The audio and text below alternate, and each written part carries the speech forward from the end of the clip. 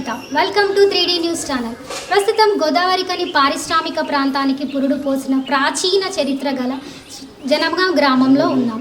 శ్రీ త్రిలింగ రాజరాజేశ్వర స్వామి దేవస్థానం 11వ శతాబ్దం కాకతీయ కాలంలో ఎక్కడా లేని విధంగా దక్షిణ భారతదేశంలో పవిత్ర గోదావరి నది సమీపాన కొలువుదీరిన శ్రీ త్రిలింగ రాజరాజేశ్వర స్వామి దేవస్థానం ఉత్తర ద్వారం దక్షిణామూర్తిగా శ్రీ త్రిలింగ స్వరూపునిగా వెలిసిన శ్రీ త్రిలింగ రాజరాజేశ్వర స్వామి దేవస్థానం ఈ జనగామ గ్రామంలో ఎక్కడా లేని విధంగా ఎక్కడ తవ్విన 108 బావులు 108 గుళ్ళు దీనికి ప్రసిద్ధి. అందుకే ఈ గ్రామాన్ని గుళ్ళ జనగామ అని అంటారు.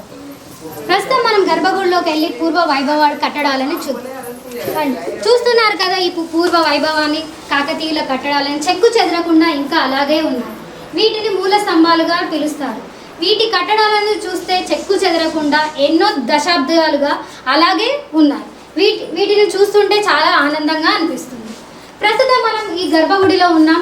వారి తర్వాత మనం అర్చకుల గారిని అడిగి వారి మాటల్లోనే ఈ పూర్వ వైభవాన్ని, ఈ గుడి ప్రసిద్ధిని, ఈ గుడి స్థాపికుల వాటి గురించి వివరాల గురించి అడిగి తెలుసుకుందాం. ప్రస్తుతం మనతో జనగామ గ్రామం గుడి అర్చకులు ఉన్నారు. వారి మాటల్లోనే అడిగి గుడి ప్రస్థానం గురించి తెలుసుకుందాం. చెప్పండి, మీ పేరు? నా పేరు రుద్రభట్ల రమేష్ శర్మ. మేము ఈ యొక్క దేవాలయంలో ఈ గ్రామము వెలిసినప్పటి నుంచి కూడా పూర్వీకులు మా తాతగారు, అంతకుముందు మా నాన్నగారు కూడా కీర్తిశేషులు రుద్రభట్ల హనుమేష్ శర్మ గారు మొన్నటి వరకు చేశారు. నేను గత 15 సంవత్సరాల నుంచి నేను దేవాలయంలో అర్చకులుగా చేస్తున్నాను. అదే మీ పూర్వీకులు, మీ కుటుంబ సభ్యులు కూడా దేవస్థానానికి సేవ చేశారని తెలిసింది. ఎన్ని సంవత్సరాలుగా మీ కుటుంబ సభ్యులు చేస్తున్నారు ఇక్కడ? ఈ గ్రామము మీకు ఫస్ట్ మా కుటుంబం గురించి చెప్పడం కంటే ఈ యొక్క దేవాలయం ఏంటంటే ఈ గోదావరికని పారిశ్రామిక ప్రాంతం అని లేదండి. జనగామ గ్రామమే మొదలు. తర్వాత 1951, 61 మధ్యలో సింగరేణి వాళ్ళు రావడము గోదావరికని అనేది ఏర్పడింది. ఈ జనగామనే ఈ ప్రాంతంలో చాలా పెద్ద రెవెన్యూ విలేజ్. ఈ చుట్టుపక్కల పల్లెలలో కూడా ఎక్కడ కూడా రెవెన్యూ లేదు, ఒక జనగామ గ్రామానికి ఉంది. ఈ యొక్క జనగామ గ్రామం వెలిసినప్పటి నుంచి కూడా మా కుటుంబ పూర్వీకులు చేస్తూ వస్తున్నారు. దాని పరంపరలో భాగంగా నేను ఇప్పుడు కొనసాగిస్తున్నాను. ఇప్పుడు గుడి ప్రసిద్ధి ఏంటి? అపర కైలాసం జనగామ నివాసంగా పేరుగాంచిన కాకతీయుల కళా నైపుణ్యానికి నిదర్శనంగా మన దక్షిణ భారతదేశంలో ఎక్కడ లేని విధంగా కూడా ఉత్తర ద్వారంతో 3 నిలువెత్తు శివలింగాలతో మనకు ఈ యొక్క స్వామివారు మనకు దర్శనమిస్తారు. ముఖ్యంగా మనకు ఈ యొక్క శివాలయం గురించి చెప్పుకోవాలంటే మనకు ఎక్కడికి వెళ్ళినా మన దేశంలో భారతదేశంలో ఎక్కడికి వెళ్ళినా ఆ యొక్క శివుడు పశ్చిమ భాగంలో ఉండి ఆ ముఖద్వారము తూర్పుగా ఉంటుంది. ఈ యొక్క దేవాలయము స్వామివారు దక్షిణమూర్తిగా ఉన్నారు. ప్రధాన స్వామివారు ఇప్పుడు మన కనబడే దేవుడు దక్షిణమూర్తి. ఇది దక్షిణ భాగమమ్మ, మనం కూర్చున్నది తూర్పు, ఇది పశ్చిమం, ఇది ఉత్తర ద్వారంలో ఈ యొక్క దేవాలయం ఉంది. మనకు పూర్వీకులు పెద్ద మనుషులు వచ్చిన వాళ్ళు ఏమంటారంటే ఇలాంటి దేవాలయాలు 3 బ్రహ్మసూత్రంతో కూడిన దేవాలయాలు. మనకు జగద్గురు శంకరాచార్యులు ఒక ప్రసంగంలో ఒక ప్రవచనంలో ఏం చెప్పారంటే బ్రహ్మసూత్రంతో కూడిన శివలింగాన్ని దర్శనం చేసుకుంటే సకల పాపాలు నశించి శీఘ్ర కోరికలు నెరవేరుస్తాయని చెప్పి మనకు జగద్గురువు గారు మనకు ప్రవచనంలో మనకు ఉపదేశించడం జరిగింది. దాని పరంపరలో భాగంగా లోక కళ్యాణార్థమై అప్పుడు చాలా గొప్ప ఋషులు, మునులు, బ్రాహ్మణులు వాళ్ళకున్న శక్తిని ఉపయోగించి ఇక్కడ ఆ యొక్క శివుని ఆహ్వానం చేసి లోక కళ్యాణార్థం అప్పుడు కాకతీయులు మనకు ఇక్కడ సమీపంలో ఉన్న వరంగల్లో పరిపాలించారు. కాబట్టి సుమారు మనకు చూసుకుంటే ఒక 90-100 కిలోమీటర్లు ఉంటుంది రోడ్డు మార్గం కాక. వాళ్ళు ఇదంతా పరిసర ప్రాంతం ఉత్తర భాగంలో తూర్పు వాహినిగా కిలోమీటర్ కంటే తక్కువ దూరంలో గోదావరి పవిత్ర నది ఉంది. కాబట్టి ఆ లోక కళ్యాణం కోసం అప్పుడు ఈ యొక్క శివాలయాన్ని నిర్మించడం జరిగింది. ఆ యొక్క స్వామివారు మనకు దక్షసుని యజ్ఞంలో ప్రాకారంగా స్వామి పరిపూర్ణ స్వామి గారు, చిన్నజీయర్ స్వామి గారు ఈ యొక్క దేవాలయాన్ని దర్శించుకొని వాళ్ళు ఏమని విశ్లేషించారంటే కింద ఉంది శ్రీచక్రము, మధ్యలో విష్ణుమూర్తి పరమేశ్వరుడు. ఎక్కడికి వెళ్ళిన శివుడు మనకు పానపాఠంతో ఉంటాడు, అర్ధనారీశ్వరుడు. కానీ ఇక్కడ మనకు ఆ బేస్ అనేది శ్రీచక్రంతో ఇచ్చాడు. అందుకోసం శ్రీ రాజరాజేశ్వర స్వామి దేవత, త్రిలింగ రాజరాజేశ్వర స్వామి ఇక్కడ స్వామివారు మనకి ఇక్కడ భక్తుల కోరికలన్నీ కూడా ఇక్కడ మీకు ముఖ్యంగా చెప్పాలంటే నేను ఈ 15 సంవత్సరాల అనుభవంలో చూశాను. మనకు తప్పకుండా ధర్మమైన న్యాయమైన భక్తులు వచ్చి వాళ్ళు ఆ స్వామివారిని కొలిస్తే వాళ్ళకు తప్పకుండా ఆ యొక్క కోరికలు వాళ్ళకు నెరవేర్చి వాళ్ళని తప్పకుండా మళ్ళీ ఇక్కడికి తీసుకువచ్చేటట్టు నేను కొన్ని వేల సంఖ్యలో చూశాను. ముఖ్యంగా మా నాన్నగారు 97 సంవత్సరాలు ఉన్నారు, మొన్న సంవత్సరం క్రితం కాలం చేశారు. వారు ఏం చెప్తారంటే ఈ యొక్క దేవాలయానికి తూర్పు భాగంలో ఒక 100 మీటర్ల దూరంలో ఊర చెరువు అని ఉంది.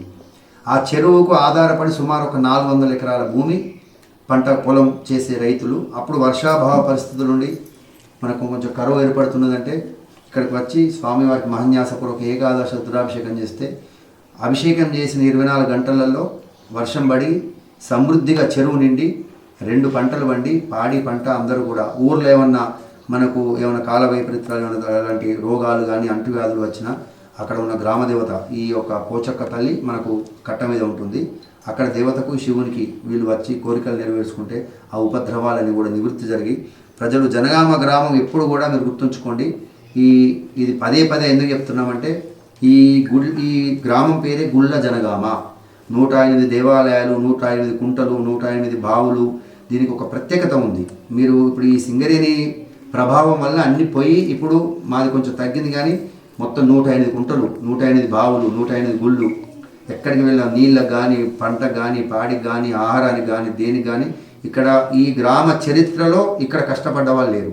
ఆ యొక్క దేవుని మహిమ చేత మనకు ఇక్కడ అందరూ కూడా మంచి జీవనాన్ని కొనసాగిస్తూ అందరూ కూడా మంచి ఇక్కడ ప్రశాంతంగా జీవిస్తున్నారు. ఈ దేవాలయంలో మనకు ఉమ్మడి ఆంధ్రప్రదేశ్ కానీ తమిళనాడు, మహారాష్ట్ర అక్కడి నుంచి కూడా వచ్చి చాలామంది భక్తులు ఇక్కడ మొక్కులు చెల్లించుకుంటారు. కార్తీక మాసం, శ్రావణ మాసం, ప్రత్యేకించి మహాశివరాత్రి అనేది అంటే నా దృష్టిలో అయితే ఇంత మంచిగా ఇంత భక్తి శ్రద్ధలతోని ఇంత అంగరంగ వైభవంగా ఈ చుట్టుపక్కల ఇక్కడ జరగదని చెప్తారు భక్తులు కూడా.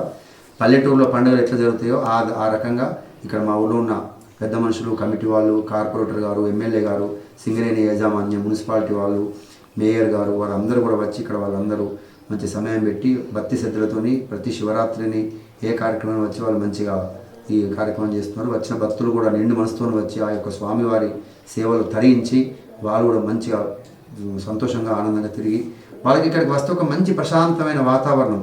ఇప్పుడున్న పరిస్థితులలో వాడవాడకు ఒక శివాలయం ఉంది, వాడవాడకు ఒక గుడి ఉంది. ఇక్కడికి రావాలంటే వాళ్ళకు ప్రత్యేకించి ఒక వాహనమో వాళ్ళకు వచ్చిపోయి సౌకర్యం ఉండాలి. అయినా ఇంత దూరంలో ఉన్న ఈ యొక్క దేవాలయానికి చాలామంది భక్తులు చాలా భక్తి శ్రద్ధలతో వస్తారు. ఆ యొక్క పరమేశ్వరుని యొక్క కృపా అనుగ్రహం వాళ్ళకు తప్పకుండా అందిస్తున్నాడు. కాబట్టి ఈ దేవాలయాలు అంత ప్రత్యేకత ఉంది. దక్షిణ భారతదేశంలోనే ఇలాంటి దేవాలయాలు అని చెప్పి కాశీ నుంచి వచ్చిన అఘోరాలు కానీ వాళ్ళు కూడా వస్తారు. వచ్చి వాళ్ళు ఈ శైవ క్షేత్రాలు ఎక్కడ ఉంటే అక్కడ దర్శనం చేసుకుంటారు. వాళ్ళకి ఇక్కడికి వస్తే ఒక ప్రత్యేకమైన అనుభూతి, వాళ్ళకు ఒక వైబ్రేట్స్ అంటే వాళ్ళకి తెలుస్తుంది. వాళ్ళంత గొప్పవాళ్ళు మనకు కాదు. ఇక్కడికి వచ్చి వాళ్ళు చాలా అద్భుతమైన మంచి దేవాలయం, నువ్వు అదృష్టవంతులు అని చెప్పి వెళ్ళిపోతున్నారు. అంతేం మాట్లాడలేరు. ఇక్కడ మీరు చేయడం అనేది మీ అదృష్టము. చాలా మంచి దేవాలయం అని చెప్పి వాళ్ళు మనకు మొన్న ఒక 6 వారాల క్రితం కూడా వచ్చారు 5 అఘోరాలు. చాలా చక్కటి దేవాలయం అండి. మంచి ధర్మమైన న్యాయమైన కోరికలు అందరూ సిద్ధిస్తున్నాయి. ముఖ్యంగా సంతానం కాని వాళ్ళు కొన్ని వేల మందిలో ఉన్నారు. ఇప్పుడు పశ్చిమ భాగంలో ఉన్న శివునికి అవతలి భాగంలో దేవాలయానికి ఆనుకున్న దానికి వల్లు బండ అని ఒక అమ్మవారు ఉంటుంది. అది పూర్వీకులు మనకి ఏంటంటే అది ఒక ఆచారంగా వస్తుంది. సంతానం కాని వాళ్ళు అక్కడికి వచ్చి ఆ యొక్క తడి బట్టలతోని అమ్మవారిని ఆరాధిస్తే వాళ్ళకు తప్పకుండా కూడా కొన్ని వేల మందికి షోలాపూర్ నుంచి వచ్చారు మొన్న. వాళ్ళకి పెళ్ళి 8 సంవత్సరాల తర్వాత ఇక్కడికి వచ్చి పట్టుకొని వెళ్ళిపోయిన తర్వాత 7 సంవత్సరాల కొడుకు పట్టుకొని వచ్చారు. అయ్యారు మేము ఇక్కడ చేసుకుంటాం, మా కొడుకు పుట్టినని చెప్పి ఇక్కడికి వచ్చి మొక్కలు తెచ్చుకొని వెళ్ళారు. అంటే ఏదో ఒక్కరిద్దరే చెప్పచ్చు. వాళ్ళ పేరు ఏదో శివుని పేరు పెట్టుకోవడము. చాలామంది కూడా సంవత్సరంలో ఒక 150-200 మంది కంటే ఎక్కువ వస్తారు ఇక్కడికి వచ్చి వాళ్ళకి మంచి జరిగిన వాళ్ళు. ఆ యొక్క వల్లు బండ కూడా ఉంది. ఇక్కడ ఎదురుగా ఉత్తరంలో భీమేశ్వర ఆలయం అని చెప్పి శివుడు ఉన్నాడు. అక్కడ కూడా ఈ దేవాలయానికి తూర్పులో చెరువు, ఉత్తరంలో గోదావరి. ఈ యొక్క దేవాలయానికి శివరాత్రి నాడు కూడా మంచి బ్రహ్మాండంగా గోదావరి నది స్నానాలు ఆచరించి వచ్చి ఇక్కడ పుణ్య స్నానాలు ఆచరించి ఇక్కడ వచ్చి స్వామివారి దర్శనం చేసుకుని అభిషేకాలు, కోడె కట్టడము, అర్చనలు ఇలాంటి కార్యక్రమాలు. కార్తీక పౌర్ణమి, కార్తీక మాసంలో నిత్యం ఇక్కడ ధూపదీప నైవేద్యాలు, అభిషేకాలు, మహానైవేద్యం ఉంటుంది. సోమవారం మంచి విశేషమైన భక్తులు వస్తారు. ఆ యొక్క స్వామివారి యొక్క అనుగ్రహం అందరికీ ఎప్పుడు ఉండాలని చెప్పి కోరుకుంటూ ఆ యొక్క భగవంతుని సేవలో సదా మీ అర్చకులు. అంటే ప్రస్తుతం ఈ మాటల్లో చాలా మహిమగల దేవస్థానం అని తెలుస్తుంది. ఇప్పుడు ఇక్కడ ఆపోజిట్లో మీకు అక్కడ ఉన్నాయి కదా శివలింగాలు, దాని గురించి ఏమైనా చెప్పదలుచుకున్నారు? సజ్జోజాతం ప్రపంచామి అంటే శివునికి 5 ముఖాలండి. ఇక్కడ 3 ఉన్నాయి, అక్కడ 2. అంటే ఈ పురావస్తు శాఖ వాళ్ళ యొక్క చెప్పిన విషయం ఏంటంటే ఈ దేవాలయం కొన్ని వందల సంవత్సరాల క్రితము ఈ మధ్యలో రోడ్డు కూడా లేదండి. అంటే గవర్నమెంట్ మ్యాప్లో కూడా ఇది లేదు. ఈ దేవాలయానికి 5 ఎకరాల 32 గుంటల భూమిలో ఈ దేవాలయం అప్పుడు ఉండే, ఇప్పుడు కాదు. అయితే ఈ దేవాలయం అంతా కూడా ఒక్కటే. ఇప్పుడే ఇట్లా ఉందంటే నిర్మించినప్పుడు దీన్ని చూడడానికి మనం 2 కళ్ళు కాదు 1000 కళ్ళు పెట్టుకున్నా మనకు సరిపోకపోవచ్చు. అంటే ఆ కొత్తదనాన్ని చూస్తే ఎంత అందంగా ఉండును. ఇదంతా ఒకటే దేవాలయం అండి. మీరు ఈ మధ్యలో ఎప్పుడు ఏం తీసినా మనకు ఇవే వెళ్తాయి, శాండ్ స్టోన్స్.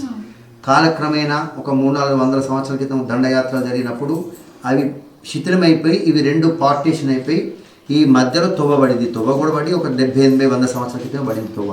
అంతకుముందు దేవాలయం నుంచి అటు వెళ్తే అక్కడి నుంచి నార్త్కు ఉండే తవ్వ. ఈ దేవాలయం కూలిపోయి 2 వేరే పార్టీషన్ అయిపోవట్లో ఈ దేవాలయం తవ్వబడ్డదని చెప్పి మనకు పురావస్తు శాఖ వాళ్ళు చెప్పారు. ఈ దేవాలయం అంతా ఒకటే. ఇవి 3 అవి 2. శివునికి 5 ముఖాలు, సజ్జో జాతం ప్రపంచానం మన మంత్రం ఉంది. ఈ 5 ముఖాలతో వెలిసిన ఈ శివుడు ఇక్కడ మనకు ఉన్నాడు. ఆ యొక్క దేవాలయం విశిష్టత.